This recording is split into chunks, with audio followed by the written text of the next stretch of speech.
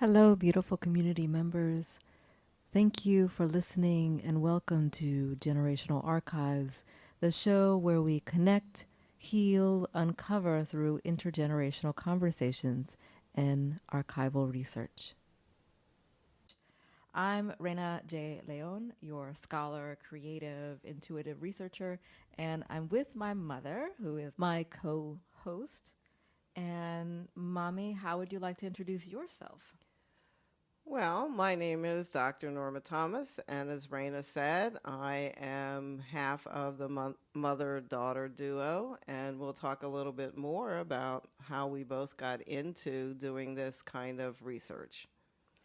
So, we are a mother daughter team who have been collaborating with one another on projects for decades, my whole life. In fact, as writers, editors, facilitators, dreamers, scholars, and more.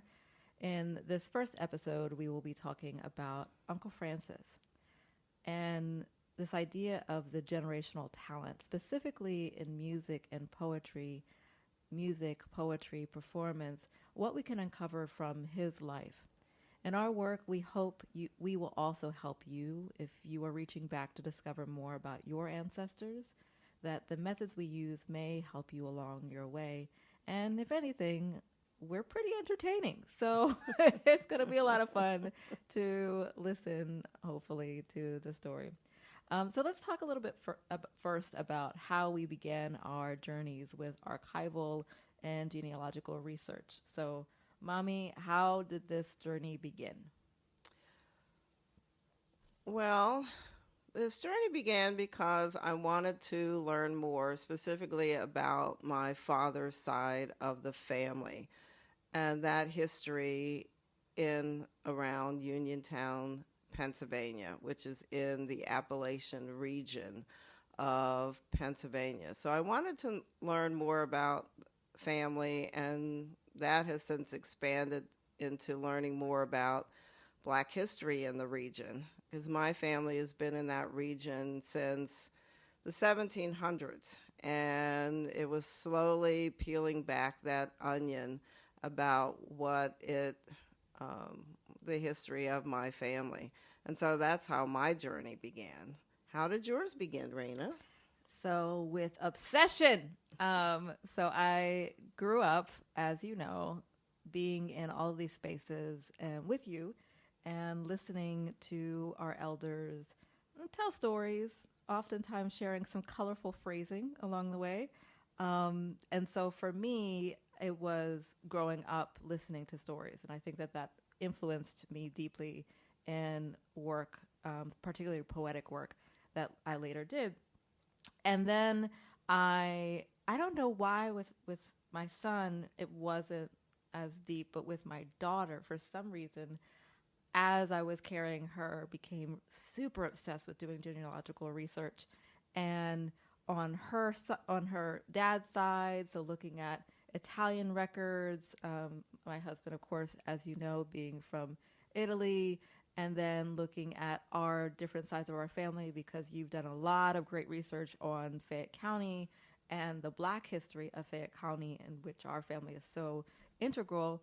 And then there's also the side of our family from South Carolina, which is fascinating to me because, and you were born in the South, and grandma moved to Uniontown, to Fayette County in Pennsylvania in the 50s. And before that, there's like 200 years of all this branching history that is fascinating to me that you had started upon but not really explored very deeply.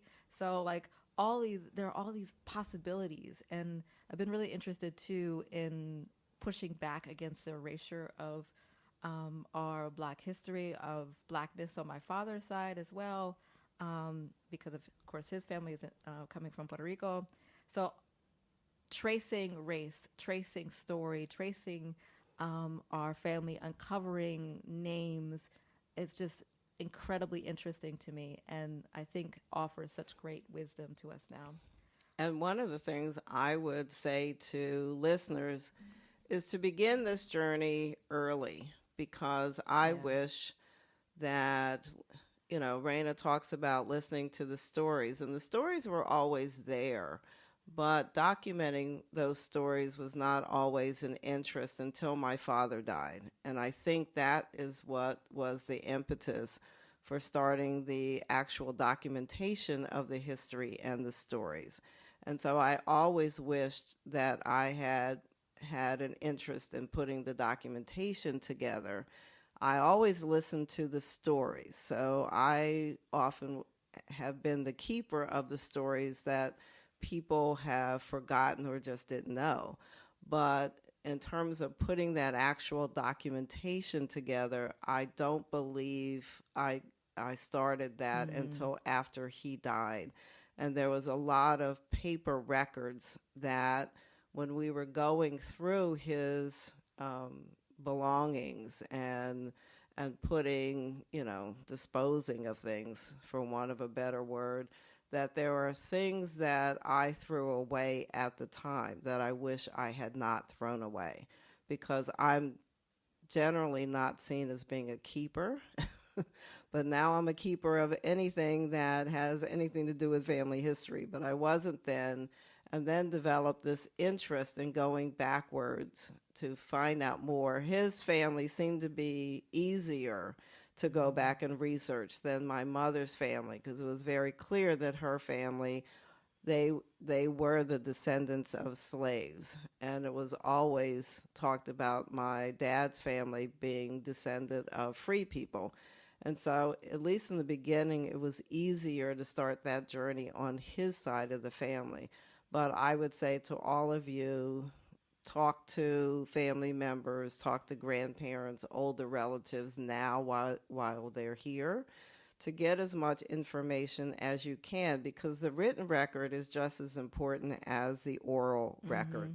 And the written record can hopefully verify some of that oral history, but they're both equally as important. So start now. Well, and I think that that's actually really important to emphasize, that the oral history is equally important to the documented history, because they do support one another, and there are things within the oral histories that folks will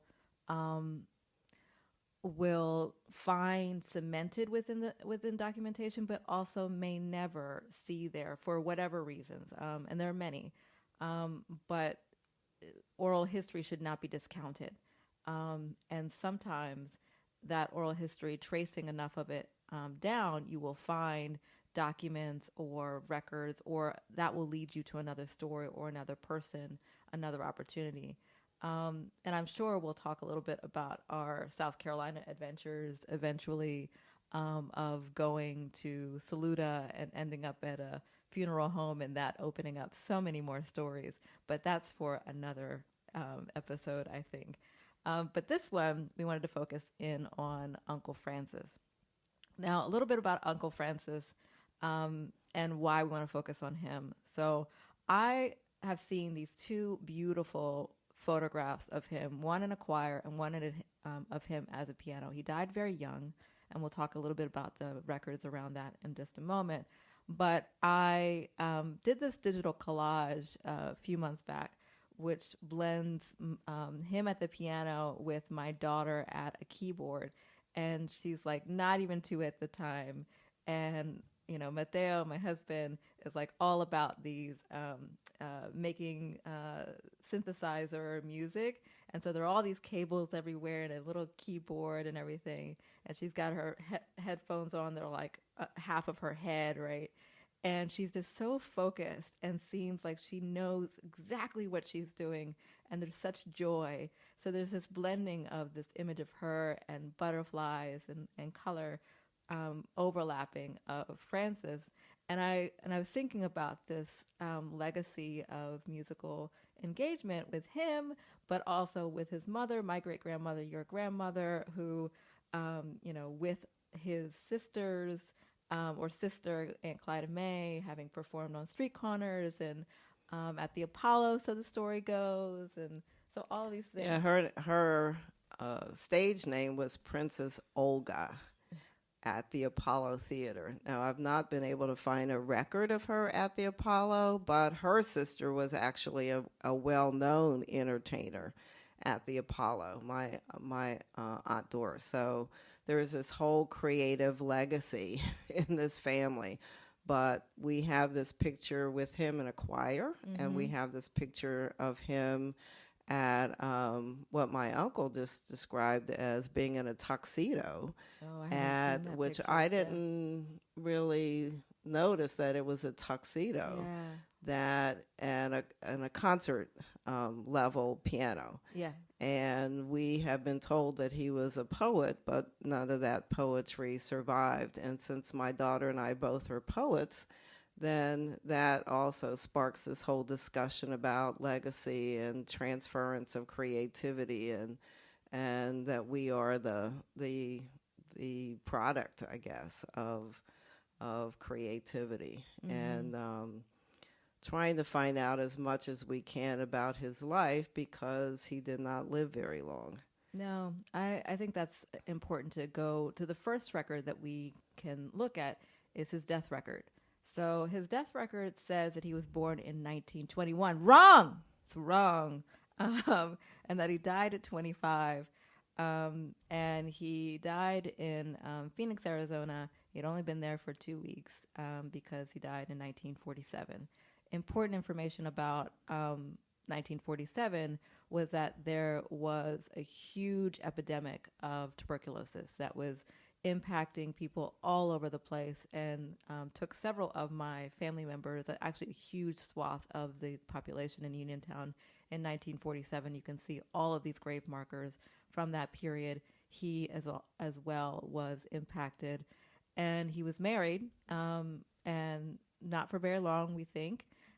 His wife was significantly older, very interesting too for the time period, 1947. His wife was 35, and it lists him as 25 at the time, 10-year difference. Okay, all right, Audrey C., what's going on with you? What was that? And it's interesting that the information on her is just starting to be uncovered. It's like this onion that you start to peel back. And we are starting just to find out a little bit of information on her. Well, and that death record is really interesting because we talked about from Family Story that it was her idea to move to Phoenix for his health. He had TB. At the time, it was perceived that the drier air would be better for his lungs. So they're there for a very short time. Unfortunately, he expires. He doesn't get better. But it was her idea that they move there. In that death record, most likely the reporting on it is from her.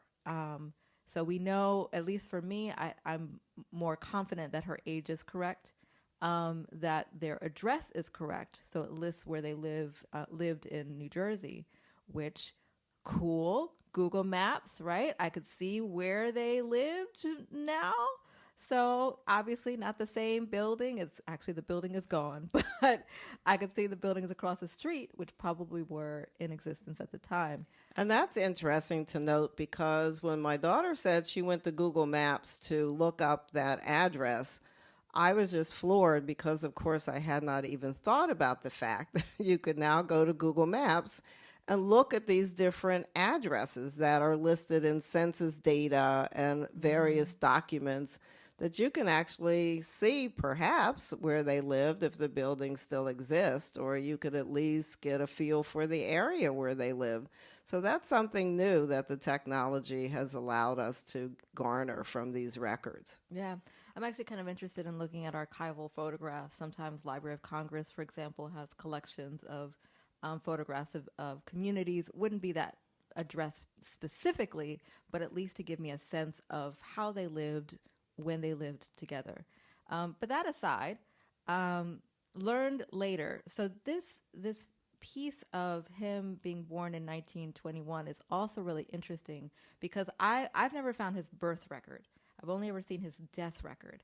And that age of 1921 is significant because it makes it, it allows for us to understand the ages of my great-grandparents And then the story became spicy, but it's actually not as spicy.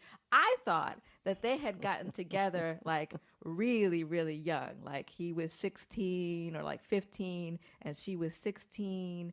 And the story is that she had a sledding accident, my great-grandmother, and my great-grandfather felt responsible because she couldn't go back to school. She was going to college at the time. And so he married her. That don't make sense, right? Like, okay, sledding accident. She was pregnant. Yeah, she was pregnant. So, but in the story, and like looking at this death record, it makes him much younger. It makes the story happen when he's like 15, she's 16, and shotgun wedding kind of scenario. The truth is actually a little bit later. So now it's 17, 18, and 19 around there that they get married. And it makes more sense as to, because we can never figure out how it was the story of my great-grandmother not being able to return to college, especially considering how young, based on the age of Uncle Francis, she would have been. So his wife had it wrong on the death record. Mentioning all that because death records in particular are complicated pieces of information. It really relies on the person filling it out, and they might not have all the correct information. Yeah, so even when you get quote-unquote official records, it doesn't mean that you cannot question them. Right. For example, I know that my mother's death certificate, my father completed it. And he has her mother right, but not her father. And so there is a death certificate that is wrong. And I've seen countless death certificates in particular that are wrong, which is why oral history and looking at other documentation is so important. Just don't take these official records as gospel truth, because often they are not. Well, and thinking more about like how we can flesh out the story with oral history, sometimes you also meet with the impediment, right?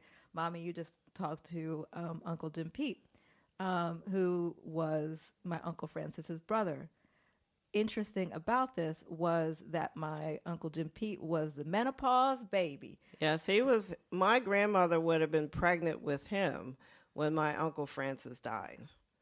And he was born the same year that my Uncle Francis died. And so there's always that talk about, relatives going in and relatives going out. And so my uncle was born when a whole lot of my relatives died that same year, as Raina said, from the tuberculosis outbreak. And he was born, I believe, in July of 1947. So my grandmother would have been pregnant with him. Mm-hmm. Yeah. Not very pregnant. Would not have, really early in the pregnancy, but still pregnant with her last child. And even the story of like she's in her early 40s or so, and like thinking, oh, I guess this is menopause. Not, there's a baby on the way. And at the same time, we were just talking to our Uncle Jim Pete, and my mom was asking questions about Uncle Francis. This was his brother, right? Died the same year that he was born.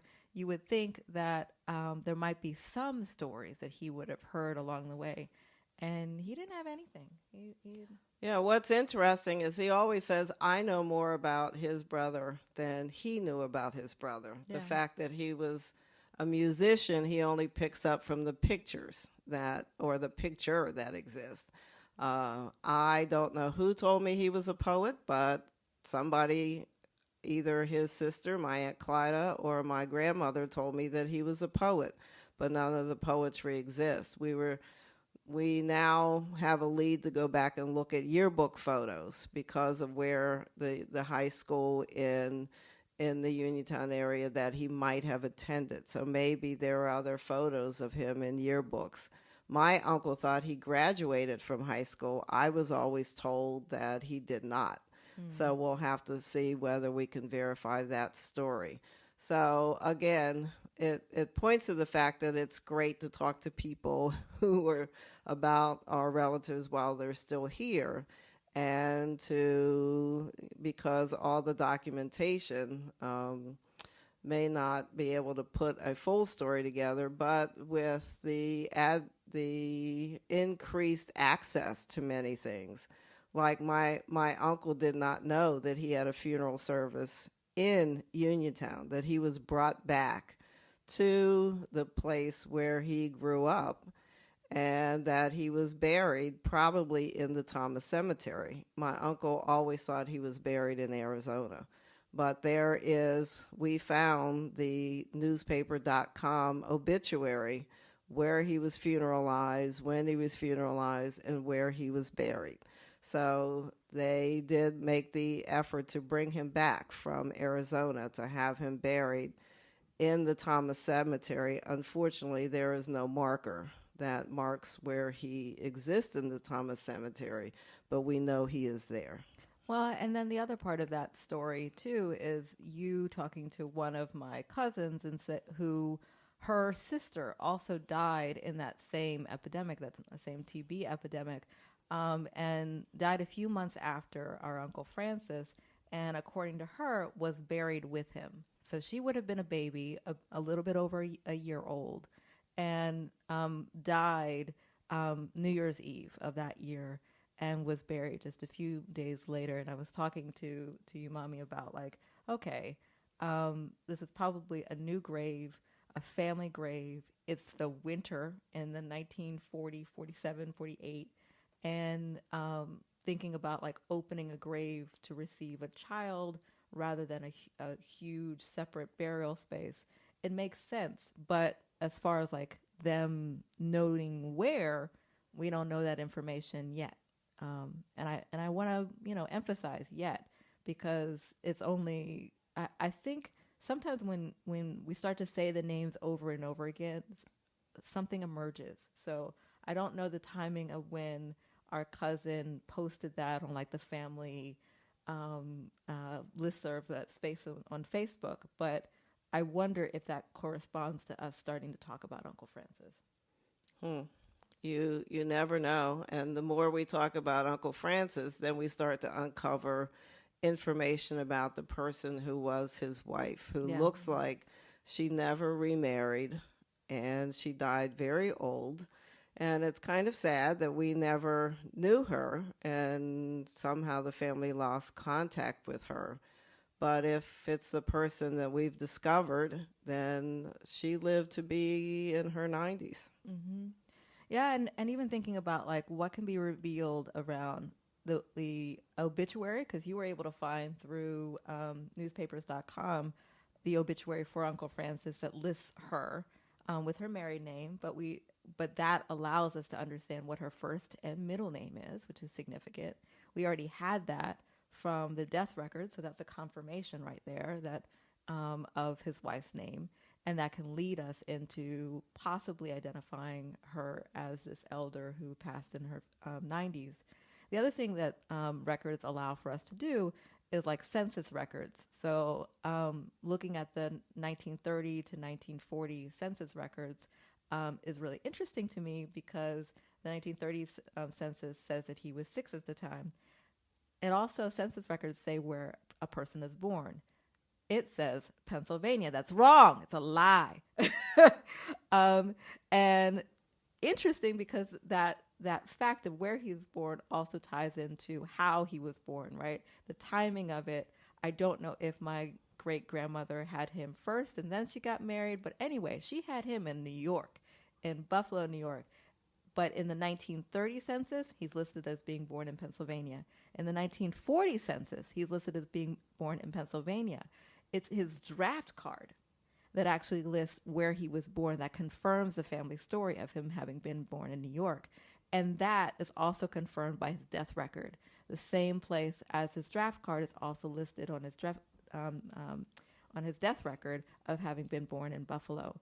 Well, the even further interesting story with him is I always thought that his sister, my Aunt Clyda, was the oldest.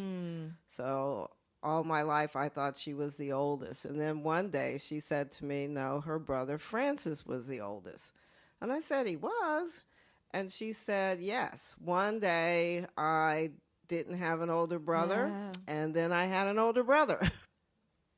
So I don't know the story about when he showed up, and she discovered she had this older brother, but it's clear that he was born in New York. He stayed in New York, and at some point was reunited with the rest of his family. And so that's not an unusual story that I've heard in many other families, that there's now all of a sudden this person that they didn't know existed, that now she had this older brother named Francis. So again, that's another interesting wrinkle in the story, that you talk to relatives, you put all these different stories together, and it makes for intrigue. I always tell families that often they keep secrets, and they don't want these secrets to come out, but secrets will come out, whether it comes out while you're still living or when you're not here. So you might as well tell the story because it is just part of the family story. It's part of the history, and it should be part of that revelation. But often families don't want to talk about these stories.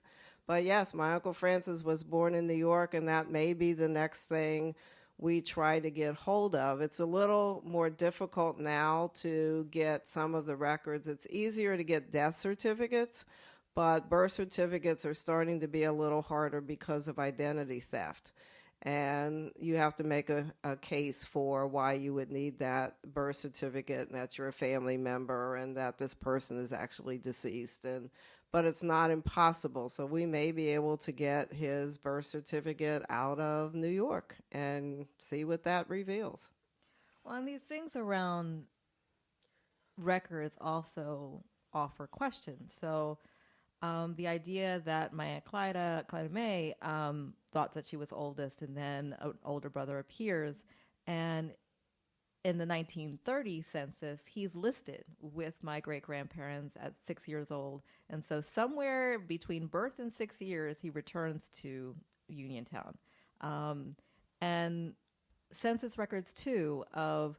or rather death records. So my grandfather would have been 16 in 1947 when my Uncle Francis died.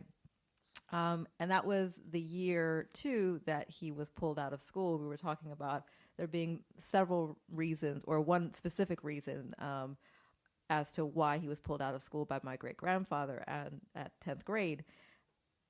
And I wonder if there was something, too, around grieving, around difficulties in school because his brother had died when he was 16. Actually, he was 17. Yeah. Because your grandfather was born in 1930. So he was 17. Oh, yeah, so he would have been 17. Mm-hmm. Yeah, that's right. Yeah. So that timing of, like, my brother is sick, my brother has died, I've been pulled out of school. The reason I was pulled out of school was because of, flirting with a white girl, if I remember correctly. Well, I don't think they were flirting. He was talking to a white girl in class, and for whatever reason, he was punished. I don't know if he was talking when he wasn't supposed to talk. That part of the story, I don't know. But he was paddled by the teacher. And so when my grandfather, who... you had to know my grandfather was not going to take he would not be a person you want to tangle with, let's put it that way. So when my grandfather heard, he went to the school and raised a ruckus, to say the least. And my father either didn't go back because he was embarrassed, or he just decided that he had had enough. And as a sophomore, he left school. He never went back. And my uncle, who again was born in 1947, so my father would have been 17. There was a 17-year age gap between them. He thought that my Uncle Francis had graduated from high school. There wasn't a 17-year age gap. There was like a 6 or 7 year age gap. He was around 16, 17 in 1947. Well, I'm talking about the age gap between my dad and my Uncle Jim Pete. That's right. That's right. That's 17 years right. between the two of them. But My uncle thought that my Uncle Francis had graduated high school. So it's going to be interesting to see. We can now look at yearbooks online, and if we can find some of the right yearbooks, we might be able to find not only pictures of him, but also some further information about him in the high school yearbooks to see whether he did actually graduate high school. It's my understanding he did not, that my uncle, his youngest brother, was the only one to graduate. But who knows? We might find a different story. So, some advice for those who are exploring. And one lesson before the advice, I think, is around Uncle Francis and the exploration of joy and creativity, and we are really interested in knowing more about his life, right? Knowing more about what he was inspired by, what drove him to meet his partner, to move to New Jersey, to have, I wonder if he had a life within the arts as well. We can't know that yet, but perhaps soon, if we ask enough questions. For those who are listening, you may have also heard some techniques that we've used around exploring census records, thinking about connection with personal story, birth records we don't have, but death records, possibility of looking at yearbook information. What else? Other techniques?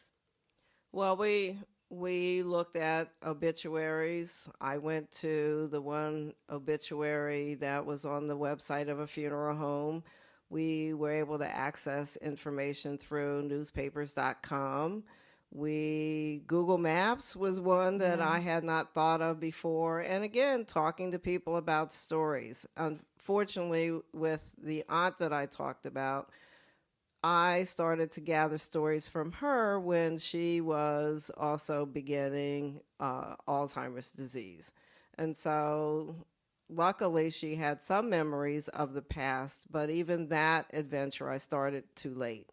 So I would say you want to, again, start collecting those oral histories as soon as you can, because people, if you get them in the right space, they want to talk about what the past was. Sometimes the past can be trauma, and so people may not want to talk about it, but start with asking them about the joys from their past. And maybe through talking about the joy, you will also talk about the other areas of their life that also makes us who we are. And so asking people about their stories, I think, I know I did a recording of my Uncle Jim Pete, and he said that I had asked him some tough questions that he had never thought about, but he answered them anyway. And so it's great to get these stories as much as we can while people are still here.